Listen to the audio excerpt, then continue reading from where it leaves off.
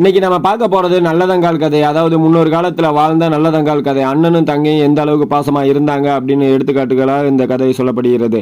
வாங்க இந்த கதையை நம்ம தெளிவா தெரிஞ்சுக்கலாம். தமிழகத்தில் பிரபலமான ஒரு சோக கதையாக இந்த நல்லதங்கால் கதை சொல்லப்படுகிறது. இது தொடர்பான சம்பவங்கள் கதையாக சொல்லப்பட்டு வந்தாலும் அவள் உண்மையிலே வாழ்ந்தாள் எனவும் நம்பப்படுகிறது. நல்லதங்கால் வறுமையின் காரணமாகவும் தனது அண்ணியின் சுடுசொல் தாழாமல் தான் பெற்ற பிள்ளைகளை கிணற்றில் வீசி கொன்றுவிட்டு பின் தானும் அக்கிணற்றில் விழுந்து இறந்ததாக அவளது கதை சொல்லப்படுகிறது. அவளது மரணத்தை தாழாத அவளது அண்ணன் நல்லதம்பியும் அதே கிணற்றில் விழுந்து உயிரை மாய்த்து கொண்டான். நல்லதம்பி நல்லதங்கால் வாழ்க்கை சிறந்த அண்ணன் தங்கிய பாசத்துக்கு எடுத்துக்காட்டாக சொல்லப்படுகிறது. தற்போது நல்லதங்கால் சிறு தெய்வமாக வழிபடப்படுகிறாள். திருவில்லிபுத்தூர் அருகேயுள்ள அர்ச்சனாபுரத்தில் நல்லதங்காலுக்கு கோவில் அமைக்கப்பட்டுள்ளது. ஆண்டுதோறும் ஆனி மாதத்தில் திருவிழாவும் நடக்கிறது. இந்த கதையை பற்றி முழுமையாக தெரிந்து கொள்வோம். அர்ச்சனாபுரத்தில் மற்றும் அந்த கிராமத்தை சுற்றியுள்ள பகுதியை ராமலிங்க சேதுபதி இந்திராணி தம்பதியினர் ஆட்சி செய்து வந்தனர். இவர்களுக்கு நல்லதம்பி நல்லதங்கால் என 2 குழந்தைகள். இவர்கள் தாய் தந்தையை இளம் வயதிலே இழந்தனர். இருந்த போதிலும் அந்த பகுதி